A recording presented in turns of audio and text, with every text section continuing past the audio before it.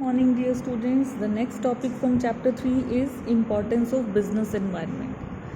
See, हमने पढ़ा था environment scanning के बारे में कि अंडरस्टैंडिंग और अवेयरनेस बिजनेस एनवायरनमेंट की बहुत ज़रूरी है हर बिजनेसमैन के लिए, क्योंकि अगर हम बिजनेस एनवायरनमेंट को ही इग्नोर कर देते हैं तो बिजनेसमैन मार्केट से बाहर हो जाता है। क्योंकि अगर हम अपने बिजनेस के लिए अवेयर ही नहीं रहेंगे, हम प्रॉपर स्कैनिंग ही नहीं करेंगे, प्रॉपर अंडरस्टैंडिंग या अवेयरनेस अगर नहीं होगी तो हमें लॉस होगा।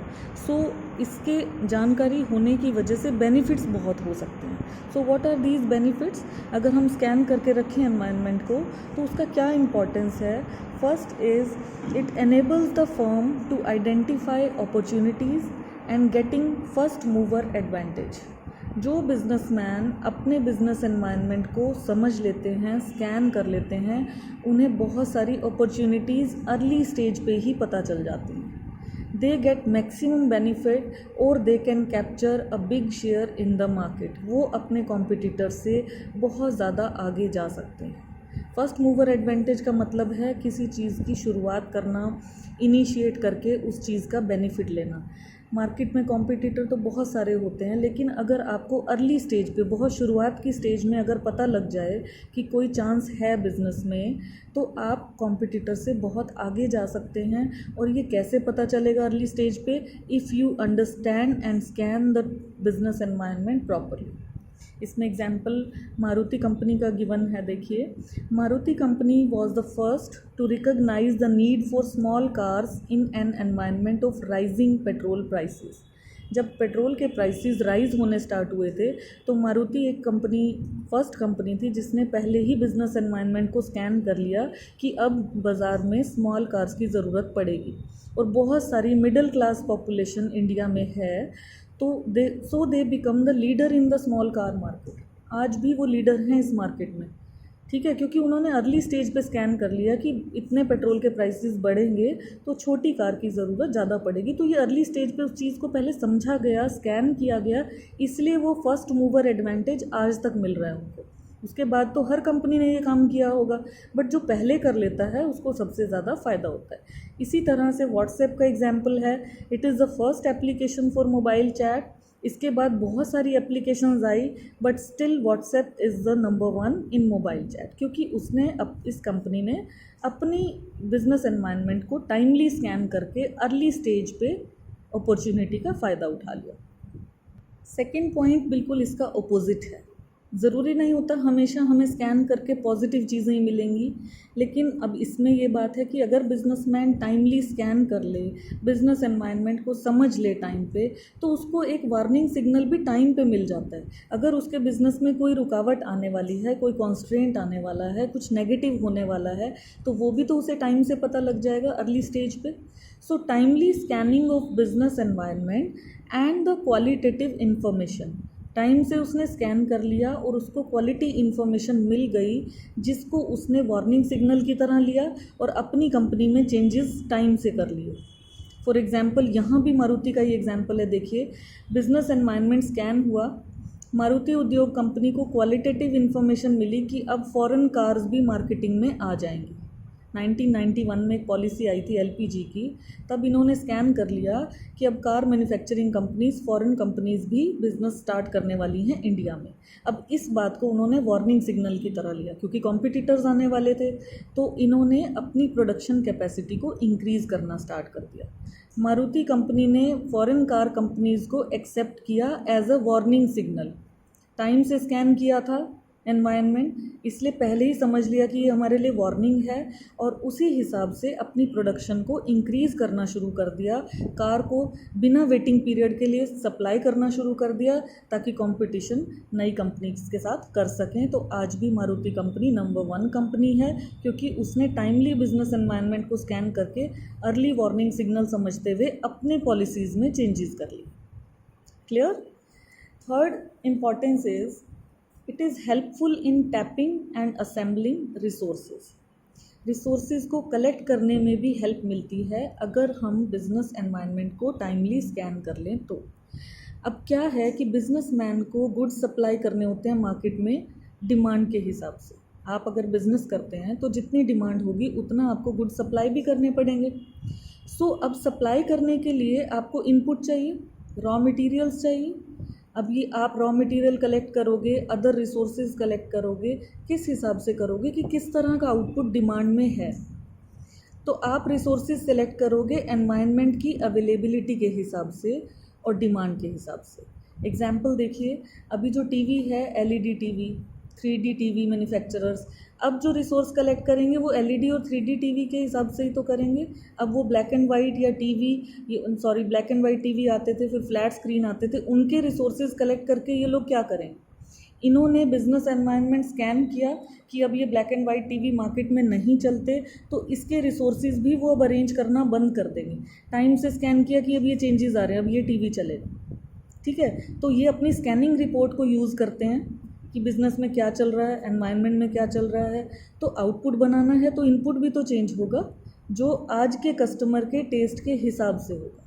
So it helps in tapping useful resources. अगर हम अपना स्कैन करके रखते हैं एनवायरनमेंट, तो हमें पता लगता है कि अब हमारे लिए कौन सा रिसोर्स यूज़फुल रहेगा। Business enterprise assembles various resources, बहुत सारी चीज़ें हमें अरेंज करनी पड़ती हैं, जैसे मशीन्स फाइनेंस करनी है, रॉ मटेरियल ख़रीदना है, पावर चाहिए, वाटर चाहिए, लेबर चाहिए। तो ऑर्गेनाइजेशंस को पॉलिसीज़ बनानी पड़ती हैं कि ये रिसोर्सेज हमें लेने हैं, that it need to convert into output. लेकिन आउटपुट कौन सा, जो एनवायरनमेंट को चाहिए। तो आउटपुट जैसा चाहिए वैसा ही हमें इनपुट भी चाहिए। So this can be done only by understanding what environment has to offer. आज के टाइम में ज़रूरत किस चीज़ की है वो हमें स्कैनिंग से ही पता चलेगा, और स्कैनिंग से पता चलेगा कि आउटपुट कैसा चाहिए, आउटपुट के हिसाब से हमें पता चलेगा कि हमें इनपुट्स कैसे चाहिए। So it is helpful in tapping and assembling resources. Fourth point is help to adjust and adapt with rapid changes. आजकल जो चेंजेस हैं वो बहुत फास्ट हैं, and these changes have great impact on business. कोई भी मार्केट में change आता है तो वो कहीं ना कहीं बिजनेस पे भी इफ़ेक्ट करता है। So it is essential to understand these changes as early as possible. अब इन चेंजेस को समझना भी बहुत ज़रूरी है। सो बिज़नेस एनवायरनमेंट जब हम स्कैन कर लेंगे, उससे कंपनीज़ को क्या हेल्प मिलेगी कि वो इन चेंजेस को भी जल्दी समझ पाएंगी और फिर चेंजेस कर लेंगे अपने इंटरनल एनवायरनमेंट में, ताकि उस एक्सटर्नल एनवायरनमेंट के साथ हम मैच हो सकें। So environment scanning helps in coping with the rapid changes. तो ये जो जल्दी जल्दी चेंजेस आते जा रहे हैं, इनको अडॉप्ट करना बिजनेस के लिए आसान हो जाएगा। फॉर एग्जांपल, जैसे कंपटीशन इंक्रीज़ हो रहा है, कस्टमर्स की डिमांड्स बढ़ती जा रही हैं, तो ये भी ज़रूरी है कि बिजनेस एंटरप्राइज अडेप्ट कर ले rapidly change bye technological environment. जो भी नई टेक्निक्स आ रही हैं वो टाइम से उसे अडॉप्ट करेगा, तभी सर्वाइव करेगा, अदरवाइज बिजनेस सर्वाइव ही नहीं कर पाएगा।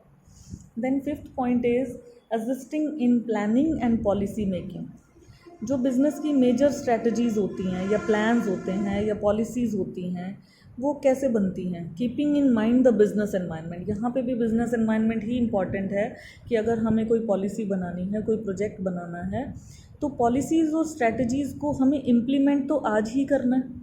ठीक है, पॉलिसी बनेगी फ्यूचर के लिए, प्लानिंग भी फ्यूचर के लिए ही होगी, लेकिन we have to implement in the presence of environmental factors.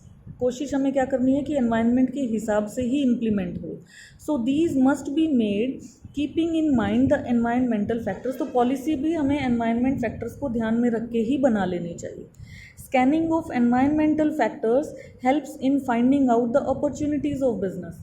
फिर से वही बात आ जाएगी कि जब भी हम एनवायरनमेंट को स्कैन करेंगे तो हमें बिज़नेस की अपॉर्चुनिटीज़ भी पता चलेंगी, और फिर हम स्ट्रैटेजी बना सकते हैं कि किस तरह से इस अपॉर्चुनिटी को ग्रैब कर लिया जाए। फॉर एग्जाम्पल, बिज़नेस एनवायरनमेंट को स्कैन करने पे पता चला कि इंडिया में टूरिज़्म इंडस्ट्री का बहुत अच्छा स्कोप है, तो बिजनेसमैन ने प्लान की स्ट्रैटेजीज़ इस अपॉर्चुनिटी को ग्रैब करने के लिए। बहुत सारे होटल्स प्राइवेट सेक्टर के, पब्लिक सेक्टर के, आईटीसी ग्रुप ने भी बनाए टूरिस्ट के लिए। तो there is a separate travel segment setup and separate leisure and fun segment is set up to get the benefit of upcoming tourist industry. जब business environment ये स्कैन किया गया कि इंडिया में टूरिज़्म इंडस्ट्री अब चेंज मांग रही है, इसका एक स्कोप है, तो बहुत सारी कंपनीज़ ने क्या किया, अपनी स्ट्रैटेजीज़ बना ली टूरिस्ट के लिए, बिल्कुल सेपरेट ट्रैवल सेगमेंट्स बना दिए, उनके एंटरटेनमेंट का, उनके फ़न सेगमेंट का ध्यान रखते हुए बेनिफिट ले लिया। अभी आजकल जैसे कोरोना चल रहा है, तो फरवरी में जो बिज़नेस एनवायरनमेंट था, अब वो मार्च के बाद चेंज हो गया है। अभी ये सब चीज़ें नहीं चल रही, तो वो थ्रेट भी हो सकते हैं, इतना सारा किसी ने इन्वेस्ट किया होगा तो वो कैसे कोप अप कर पाएगा, तो उसको स्कैन करके आगे के डिसीजंस। अब अगर टूरिज़्म की बात करें तो टूरिस्ट के लिए अब क्या रखा जाएगा, अब उसकी सोशल डिस्टेंसिंग का ध्यान रखा जाएगा, उसकी हेल्थ हाइजीन का ध्यान रखा जाएगा। तो ये सब चीज़ें टाइमली स्कैन करने पे ही हम पॉलिसीज़ बनाते हैं। ठीक है, कोई भी प्लान करेंगे, कोई भी पॉलिसी बनाएंगे तो लेटेस्ट एनवायरमेंटल फैक्टर्स को ध्यान में रख के ही बनाएंगे, तभी सर्वाइव कर पाएंगे। And the last one is improvement in performance. अगर हम कंटिन्यूसली अपने बिजनेस को स्कैन करते हैं एनवायरनमेंट को, तो हम इजीली अपनी परफॉर्मेंस को इम्प्रूव कर पाते हैं, क्योंकि हम अकॉर्डिंगली इंटरनल एनवायरनमेंट को चेंज कर लेते हैं, उसको एक्सटर्नल एनवायरनमेंट के साथ मैच कर देते हैं। तो उससे क्या होगा, ऑर्गेनाइजेशंस प्रॉस्पर होंगे, खुशहाली आएगी and improve their market share, वो अपना मार्केट शेयर इंक्रीज़ कर सकते हैं। So these were the points of importance of business environment. Go through these. Have a nice day. Thank you so much.